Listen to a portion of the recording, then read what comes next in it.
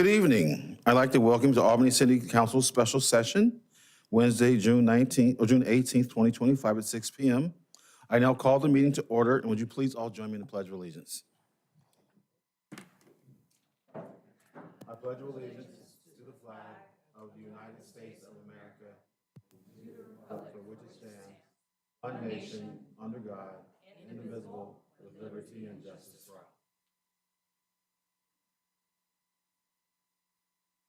Thank you very much. Can we have a roll call, please? Counselor McGee, Present.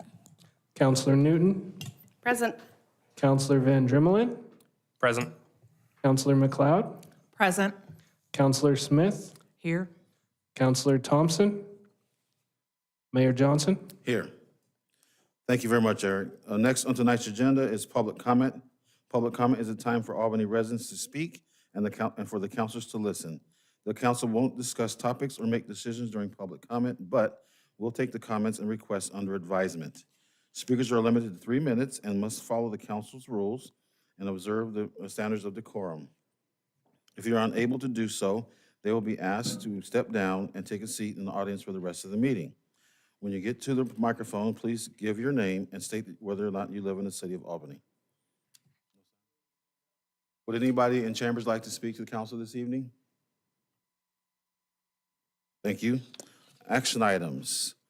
Item A, action item is resolutions, adoption of the 2025-2027 biennial budget. Deputy City Manager Kayla Barber Parada, Finance Director Jenny Yeager, and Jen Ambule.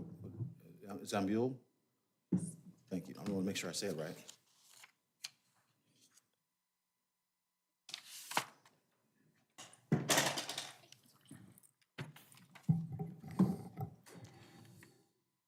Good evening, Council. Glad to see all of you again. So tonight, I don't have an additional presentation for the budget. We did do this presentation last week, and this is a continuation of that meeting. But what I did want to do before we jump in, I really want to aim this at answering any questions that you guys have remaining regarding the budget. But just as a reminder, at this point in the budget process, we do have over 1,500 hours of staff time that has been put into this recommendation, looking for those efficiencies. We have gone through that budget review committee over the last couple weeks. So there was some thorough discussion there and incorporation of some items regarding library funding. And then it did pass out of that budget review committee 13-1. And then last week we were able, thank you, to tackle the very tough question of the city services fee conversation by postponing that out, and then also taking that direction for staff to work on the low income assistance piece. And I can tell you we do have on next week's meeting a discussion item for council just to hear better what your goals and hopes are out of that low income assistance program. That way we can bring you back a better recommendation in the next few months. So tonight is really about what is the additional information you all need as we look towards really needing that budget adopted in order to be able to operate July 1. We do still have some items in our system that we cannot do until the budget is actually adopted. So I know some staff behind me are eagerly awaiting that. So I will turn it over to you. Happy to answer any questions you guys have regarding the budget. Council, any questions? Councilor Van Drimmelen? Yeah, I actually have a couple of questions. Yeah, absolutely. Yeah, good to see you again. So my first question is actually in relation to what you brought up about, last week. Yes. It's the beginning of summer. It feels like an age. That's okay. I don't know what day of the week it is anymore. Yeah. No, that's fair. So we delayed the implementation of the city services fee increase until October 1. And the budget was originally constructed under the assumption that that would be implemented August 1. I was just hoping that you could speak to what impact you anticipate the delay of the and I should have asked this last week. Yeah, no worries. It's one of those, like, you step out of a room or you get off a phone call and you come up with the perfect question. But what budgetary impact do you foresee that delay having? Yeah, so essentially what we're looking at is, and I sat down with a number of our directors following that meeting to kind of talk through that. It's just simply the bang for our buck is going to come from delaying the start of some of the positions that we would have otherwise hired as soon as possible. So. Okay. And if I can ask a Please, second question. please.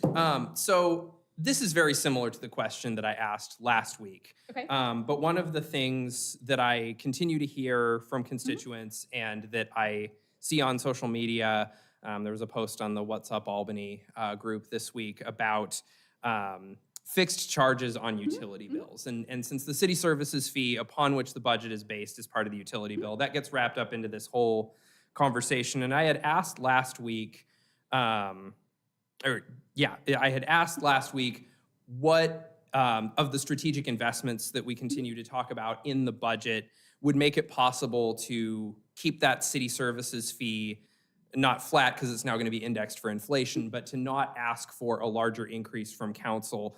And I think that part of the reason that that's so contentious among residents is because there are a number of not insignificant fixed charges on city utility bills. And so my question is essentially the same question, but related to like the base charges for sewer and water. Like, are we making, does this budget allow us to make strategic investments that will allow us to keep, like, to lower the overall operating costs of our utilities over time and potentially pass that savings on to ratepayers in the form of flatter, like, fixed costs on the utility bill as well? Yeah, so we are always, so across the board, well, we focus heavily on city services fee because that was the main conversation that was happening there. Across the board, we are always looking for ways that we can reduce long-term growth.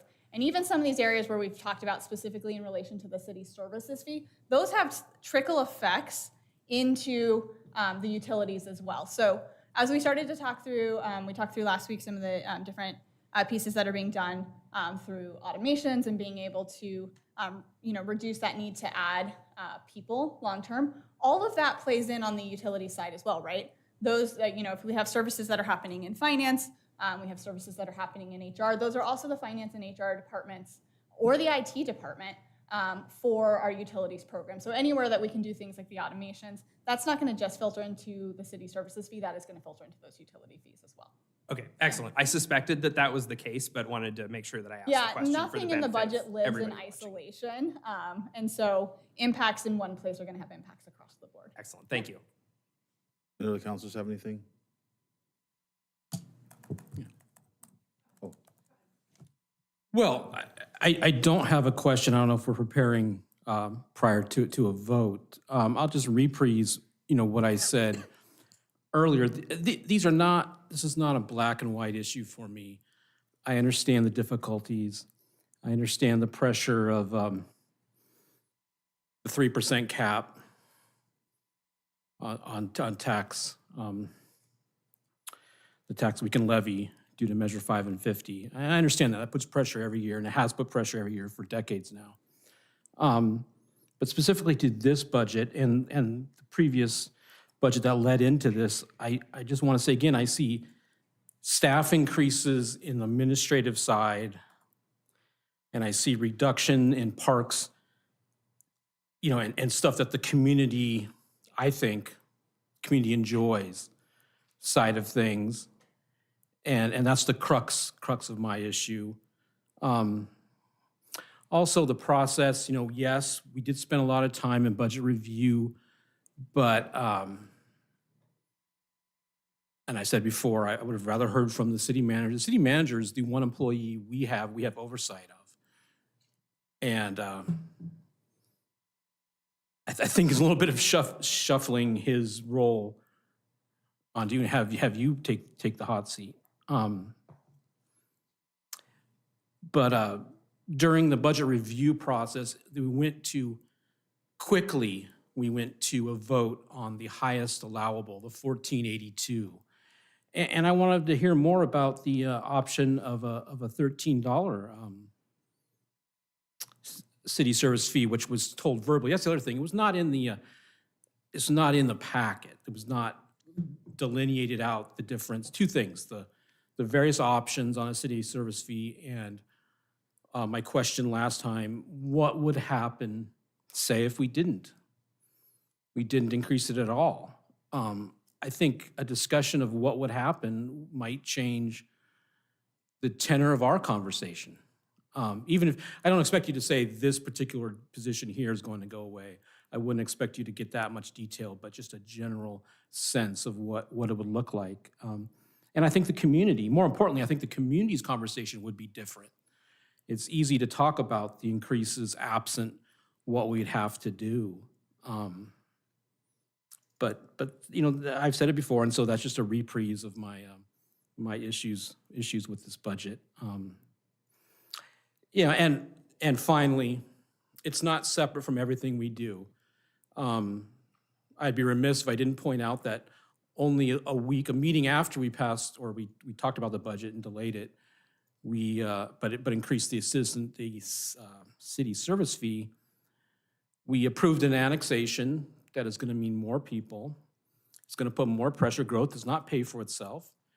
It's going to put more eventual pressure on that fee, on the budget in general. And I disagreed then, and so the budget is part of my disagreement. Thank you. I was going to say, I know it was a comment, but do you mind if I use it as an educational opportunity for the public who would be watching? Because you do make a very good point there of it's very hard for, you know, the public from afar not getting to see, you know, the operations and get deep in there to kind of understand what those trade-offs look like and have that education piece. That's a huge part of why I worked with Matt's team to really pull together that city budget unmasked so that we can start doing some of that education, particularly at events where you're face-to-face with people and they can ask those follow-up questions. But because we may have some people watching this, I do want to kind of talk about what some of the trade-offs were going to be, as I mentioned last week, really what we would have been looking at if we did not did not address the city services fee, would have been the loss of approximately 11 positions. And really those positions would need to be focused in areas where the city services fee has an impact. As we looked through and really started digging in, recognizing that there was an overtime issue already in fire, a substantial overtime issue there, as well as a overtime issue that's beginning in PD in relation to minimum staffing levels, that really would have focused that 11 FTEs in the libraries and parks, which is a space that we've heard a lot from our residents. We do actually read all of the posts that appear on What's Up Albany, as well as many other sources, but that's an area that we've heard from a lot of our residents is really important to them. So not only would that have been, you know, a direct impact to something that we've heard they want to see more investment in, that is also one of the big drivers for what some of the recommendations are in the budget. That is specifically why we worked with staff to look for how to address parks maintenance and how to set up some of that programming. And then all of the, in regards to the administration side, that's a really complicated piece because people don't get to see, you know, behind it and what that work does. But ultimately, a lot of the big conversations that we're having that we're able to take that shift down from that 2886 on the city services fee down to the 1482 was based on being able to do a lot of these automation projects, being able to do the analysis on things like overtime, which is a key piece that HR has to be involved in, that our office has to be involved in. It's being able to implement those technology pieces that are a huge chunk of what IT has to do. Also being able to have some of those bigger revenue conversations. I used the example last week, I believe, of the IGAs, and that being a space where we have 70 intergovernmental agreements. Let me not use an acronym for the people who are not watching, but those are for services that we provide to other spaces or services that are provided to us. And a lot of those have had to sit on kind of a set and renew because we haven't had that expertise, that time, that capacity to be able to go through those. But there's a lot of opportunity there. We had one more simple IGA that actually came up in the last few weeks that we were able to increase the revenue output on it over 50% because of going back, addressing the terms, being able to do that analysis, and there's a lot of opportunity there. But that's a huge piece of that trade-off, and also allowing those staff who are in that parks maintenance, who are doing the police work, to get back to that more outward-facing piece that the community wants to see. If they're stuck in a very dysfunctional process trying to move through recruitments or trying to move through financials. That takes away from them being able to get that job done that they were hired to do. So in turn, that also does provide some additional capacity there. And I know that was a lot right there, but I just wanted to use that opportunity since we may have people watching. So thank you. Thank you. To start, I will just piggyback on what Councilor Van Drummelman said about the posts online.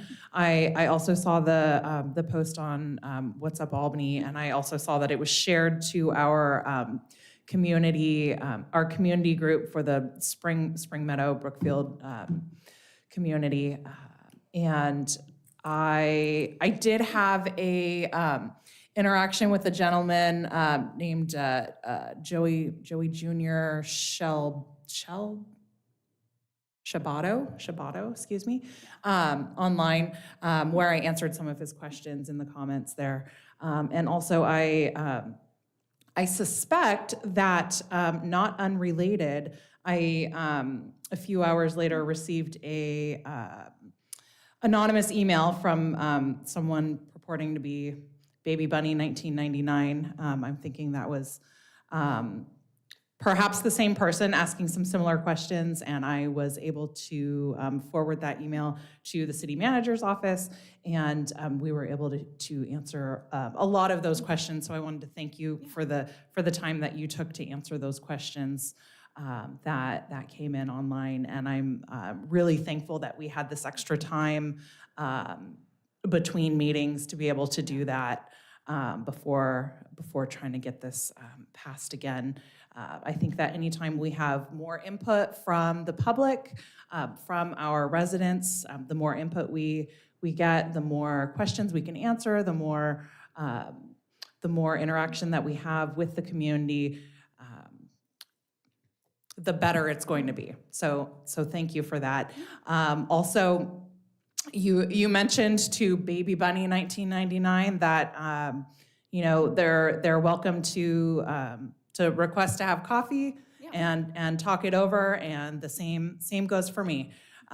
If anyone in the city would like to discuss any of this with me at any time, feel free to send me an email. The email is on the city website. I'm happy to do that. I put my face and name forward for what I do with the city, and I'm happy to talk to anyone about questions about what we do. Yeah, and I super appreciate that, because I have found that, and this is why I always tell people, I have an open door. Give me a call. I'll sit down. I'm happy to walk it through with you, because I have found that it is, from a learning and education opportunity, it's much more effective in an in-person scenario where I can kind of talk to those follow-up questions, help them walk through. Much easier that way. Yeah, so thank you for that.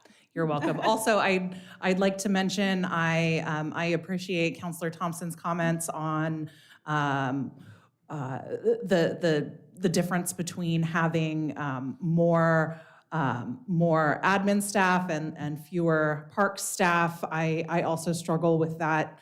I don't know what to call it, with that difference. So thank you for those comments as well, Councilor. And that's all. I had a constituent, Diane Branson. She reached out to me after the email, after the last meeting, and emailed me, kind of admonished, I don't know, kind of frustrated about the vote on the city services fee. And I have to agree with one thing that she did say in this email, and I would have liked this provided. I know that previously, with the previous budget process that we had, I wanted to be more involved. I wanted us to know, and I know that you guys have mentioned, oh, come and chat with us at our staff. That's not like the public purview where like a constituent could say, hey, go and watch this last meeting. We've gotten to in-depth discussion about X, Y, and Z. But what they had said was,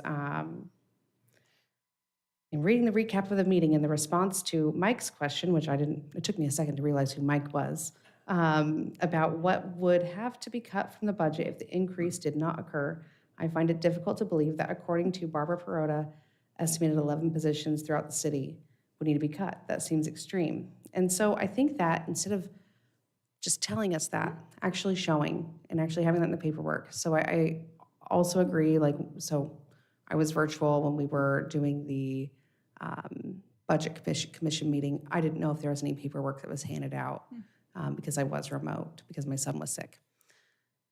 I think it would be good to, one, have that in writing, have the, have what each steps of the fee change would, how they would impact the future budget and where those positions would be coming out of.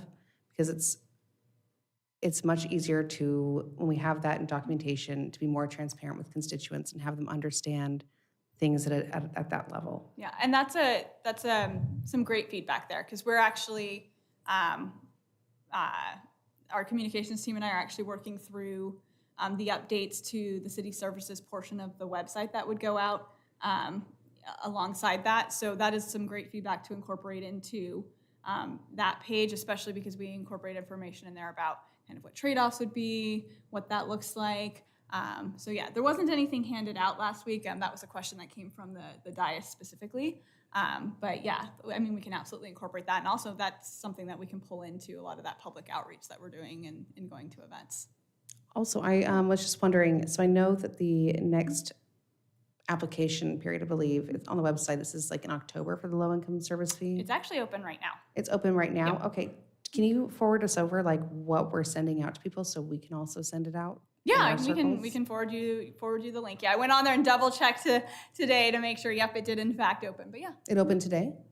or no, it opened Monday. Monday, okay, Sorry. cool. Yeah, will you forward us over so that we can get it out through other channels as well? Yeah, and I do want to be clear. They do this in rounds to kind of get people pushed to the front. But if something happens to somebody in between and they need to get assistance and it's not that core time period where they're reviewing, they will still take applications outside of that. So I don't want people to be worried that, oh, I missed the deadline, I can't get an application. So do you want to clarify that?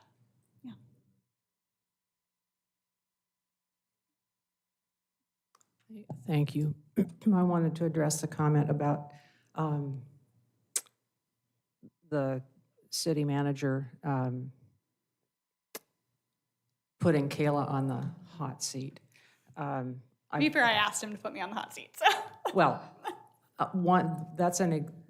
having a deputy city manager position is an example of how Albany has grown over time and how complicated the responsibilities of managing a city this size have become.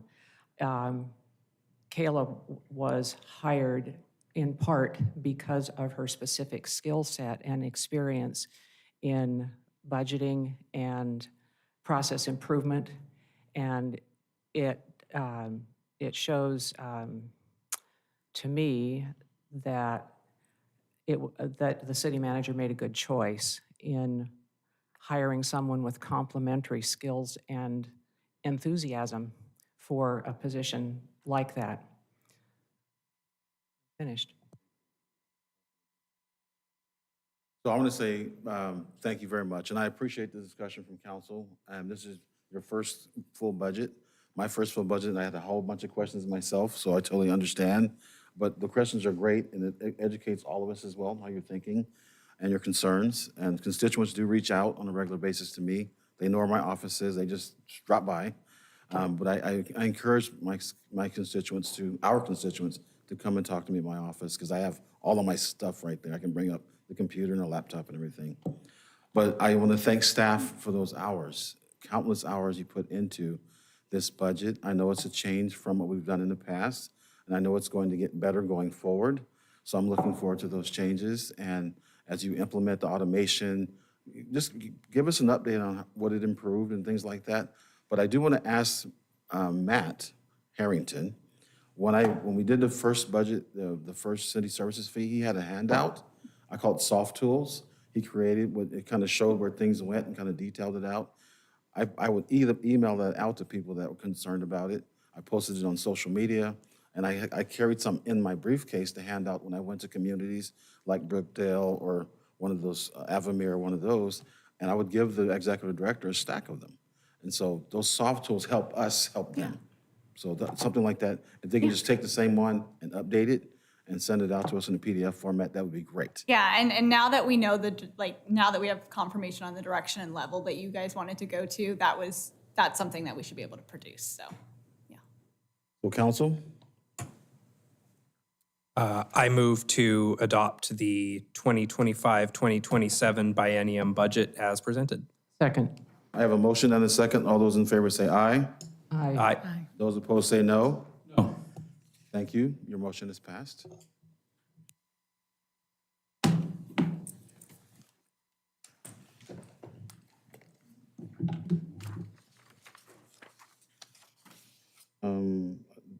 Eric, should I read this statement here? No. Okay. Business from the council. So what did we start with last time? I think I started with Ward 2. So I'll start with Ward 3 today. Counselor Smith? Thank you to Public Works for the new stop sign at Canal Avenue and Hill Street. Much needed. Thanks. Counselor McGee? Tomorrow is Juneteenth. I hope everybody understands what the holiday means and what the legacy behind it is. It's just not a day off. It is really an important holiday and heritage for African American people in this country. And then Saturday is the NAACP Lindman Branch Juneteenth celebration fest at LBCC, and it has now been moved from outside to inside due to weather, from 1 to 6. And school is out for me.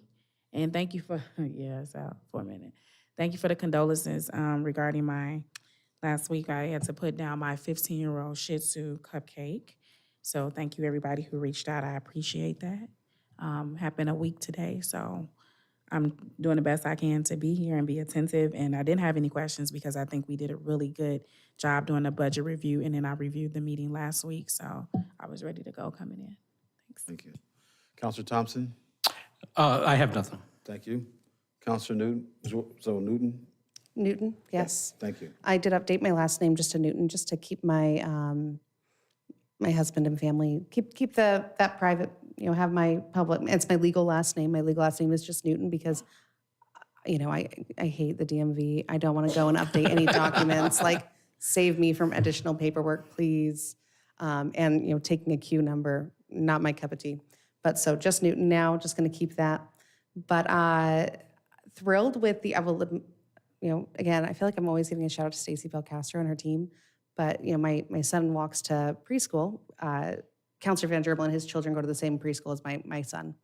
But we walk there right down 5th, and he was so impressed that he didn't have any, because they redid all of the curb outs, and he can really just hot dog around on his little bike.